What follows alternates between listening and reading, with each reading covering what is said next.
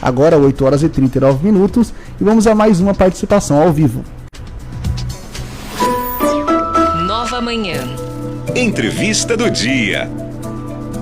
Quem está aqui ao vivo com a gente no Nova Manhã Araçatuba é o advogado Danilo Zaninello. Ele vai falar de algo muito importante para as empresas, que é o planejamento tributário, ainda mais em começo de ano, né? Isso porque o planejamento tende a reduzir custos e impactos nas organizações. Danilo, bom dia, tudo bem?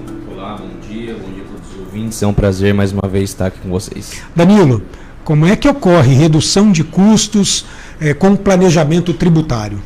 Bom, hoje nós vivemos num país que tem uma das mais complexas cargas tributárias do mundo. O que acontece?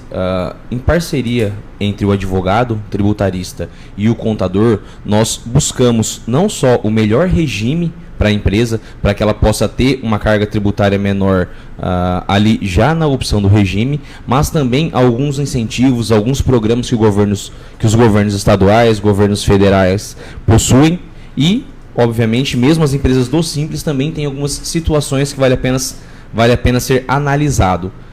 Após essa análise de regime, de alguns incentivos, nós também temos a possibilidade da recuperação de crédito de algumas questões já pacificadas nos tribunais.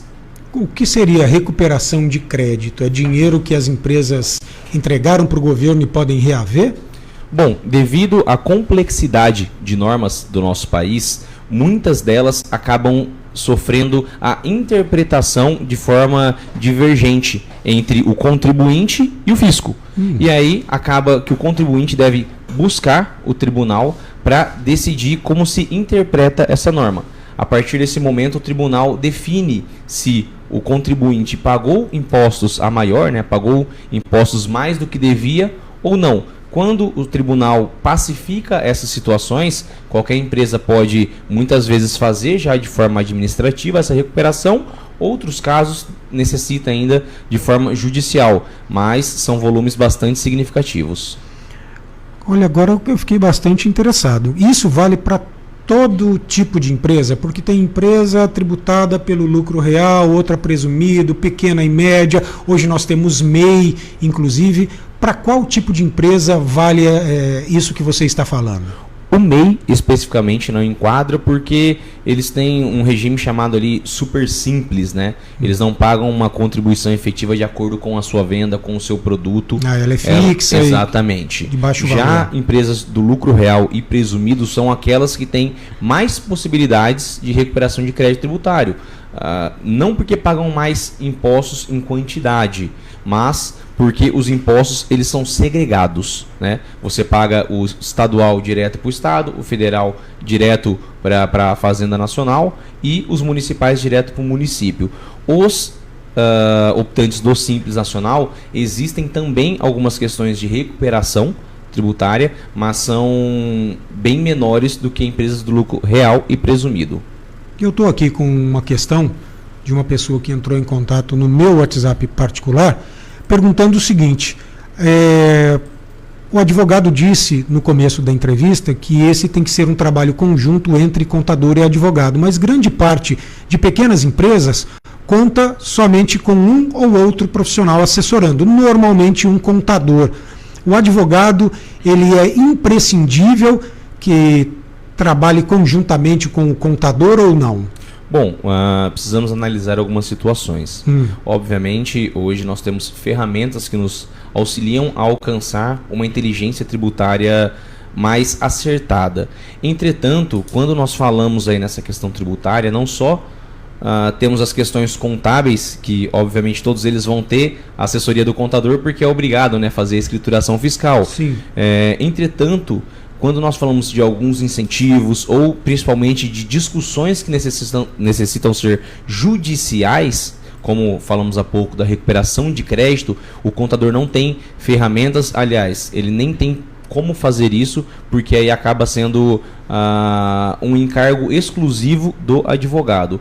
Obviamente, o contador também ele tem ali uma gama geralmente bastante ampla de clientes, e muitos contadores aí fazem um trabalho excepcional, mas nem sempre eles conseguem identificar todas as oportunidades para todos os clientes, justamente porque ele necessita ter uma carteira um pouco mais ampla para sustentar ali a sua estrutura física.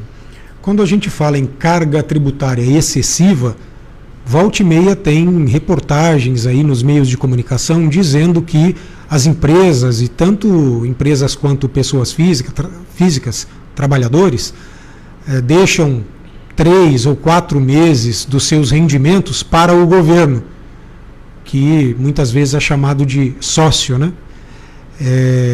É dessa forma mesmo que ocorre na prática. Os impostos eles corroem desse tamanho, desse tanto, para usar um termo informal, os rendimentos de empresas e do trabalhador? Infelizmente. Inclusive o Brasil é um dos poucos países do mundo que tributa na saída da mercadoria. A maioria dos países tributa no consumo. O que isso diferencia? Nós temos um país hoje de tamanho continental. Então nós temos os problemas já conhecidos de guerra fiscal, de estados que tentam trazer para si algumas empresas, de repente, devido à sua localização ser prejudicada numa questão de distribuição, então ele acaba tentando trazer uma redução fiscal para trazer a empresa para próximo. Também tem a questão de, muitas vezes, a indústria necessitar de 1, 2 distribuidores até chegar no ponto de venda, e você imagina, o produto começa no agro, né?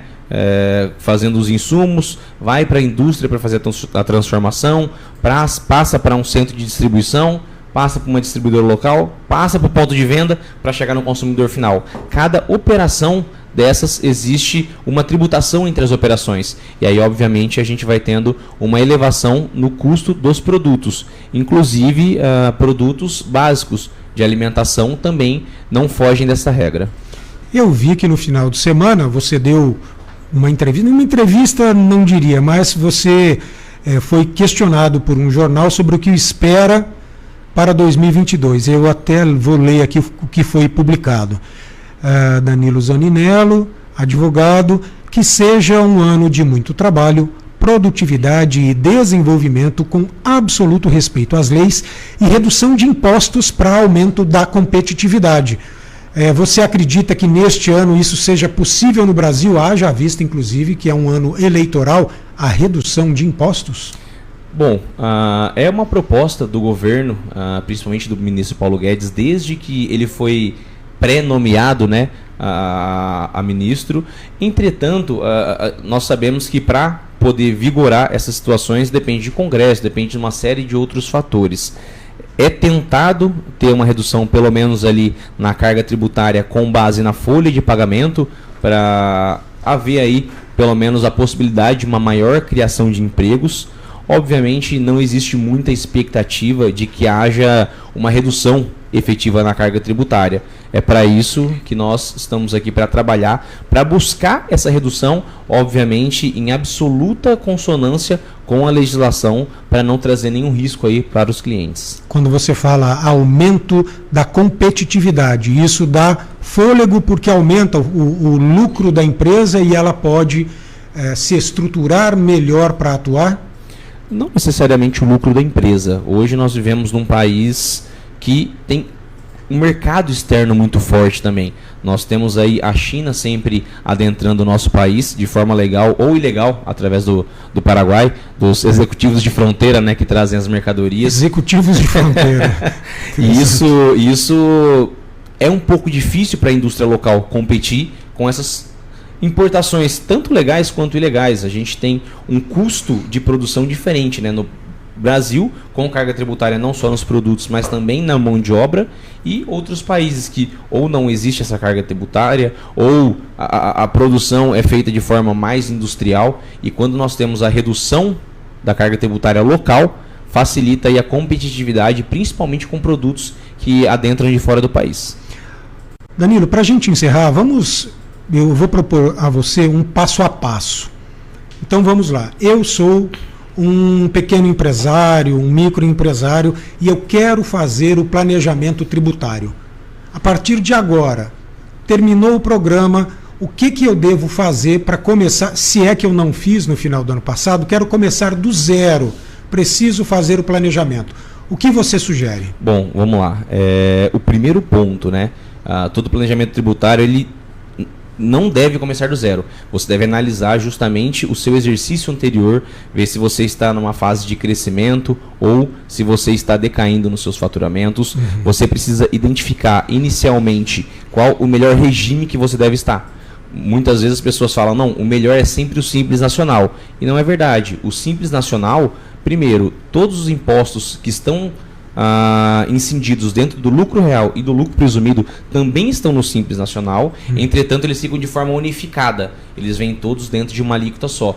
E essa alíquota, ela vai aumentando de acordo com a sua faixa de faturamento. Então, alguns casos, nem tão poucos casos assim, vale a pena sim desenquadrar do Simples e aderir a outras opções tributárias. Então, o primeiro ponto seria a identificação de qual seria o regime que você deveria estar enquadrado.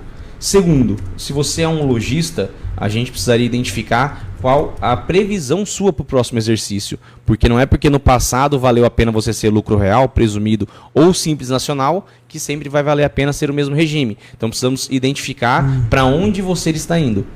E, por último, identificar os produtos que você comercializa. Se existe algum incentivo fiscal, se existe alguma possibilidade de fazer, ou se você vende pela internet, de repente ter uma unidade em algum outro estado que tem algum incentivo devido à guerra fiscal, ou se algum produto vale a pena você mudar alguma questão na margem, se tem alguma identificação que é possível fazer uma ação judicial para reduzir os custos. Enfim, aí a gente vai ter que entrar individualmente em cada empresa para identificar realmente as oportunidades dessa empresa reduzir a sua carga tributária. E é fácil você fazer uma alteração no sistema tributário da empresa, ela sair de um Simples Nacional e ir para outro, ou é mais fácil você abrir uma nova empresa optante de outro sistema? Bom, abrir uma nova empresa é mais fácil porque você já identifica no começo, né? Entretanto, também tem as problemáticas. O seu estoque está na empresa anterior. Se você for passar para a nova empresa, tem o custo de transferência desse estoque. A opção tributária ela pode ser feita sempre no início do ano, no início do exercício. Não exatamente em janeiro. Para ser exato, tem até mais ou menos ali o comecinho de março para fazer essa opção tributária. Feita a opção tributária, ela deve seguir até o final do ano, né? Até o exercício posterior, para que ela possa fazer uma nova opção. Por isso é muito importante identificar qual o melhor regime e já fazer uma previsão, obviamente o mais acertado possível, porque não conseguimos prever o futuro, né? Mas uma previsão do que vai ser o seu ano, porque uma opção errada fica um pouco delicado, porque você precisaria esperar o novo ano para fazer uma nova opção. Perfeito. Danilo, muito obrigado pela participação. Esperamos contar com você aqui no Nova Brasil Araçatuba durante 2022, com menos carga tributária em cima de trabalhadores e também de empresários, tá certo? Muito obrigado pelo espaço, muito obrigado aos ouvintes que estiveram me ouvindo, estou à disposição e espero que de fato possamos aí ajudar as empresas a conseguir mais competitividade no mercado. Agora são 8 horas e 52 minutos.